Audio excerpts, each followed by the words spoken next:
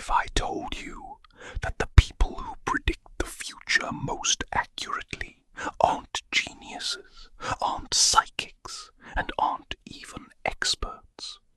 Imagine a room filled with the world's most famous analysts.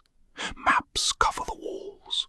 Screens overflow with endless streams of data.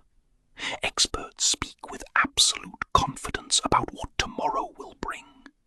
But when tomorrow finally arrives, most of their predictions collapse. And that's where the real question begins. If experts keep getting it wrong, who gets it right? Somewhere else. Ordinary people sit quietly in front of their computers. They hold no political office. They don't have extraordinary degrees. They aren't celebrities on television. And yet, their forecasts consistently outperform those of the world's leading experts. Who are they? The book calls them superforecasters. They don't rely on intuition.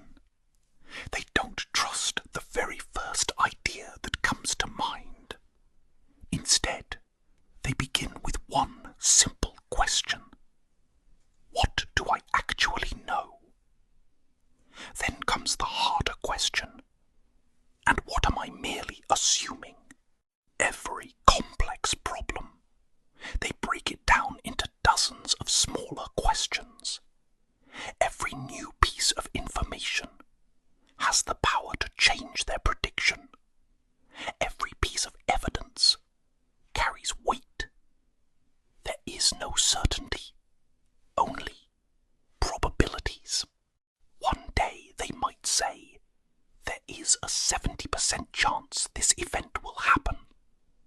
A week later, new evidence appears. They lower the probability to 55%.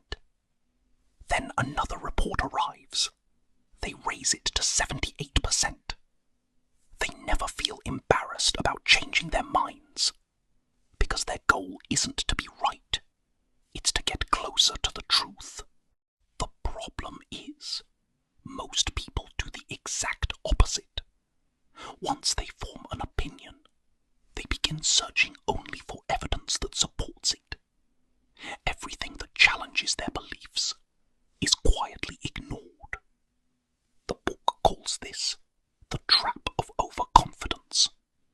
The trap that makes us see the world, not as it is, but as we wish it to be.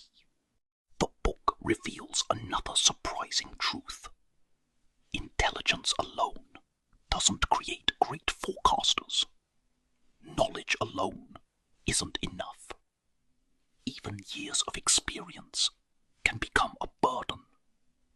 What truly makes the difference is intellectual humility, the willingness to admit you might be wrong, and the courage to change your mind at any moment when stronger evidence appears. As the pages unfold, you realize this book isn't really about politics or economics or war. It's about you, your daily decisions, your investments, your career, and the way you think every single day. In the end, the book leaves you with one simple message, a message that changes everything. The future will never be perfectly clear, but you can become far less likely to be wrong, not by knowing all the answers, but by asking better questions. But finally, superforecasting doesn't teach you how to see the future. It teaches you how to think when the future is uncertain, how to replace blind confidence with calm, disciplined reasoning, and how to make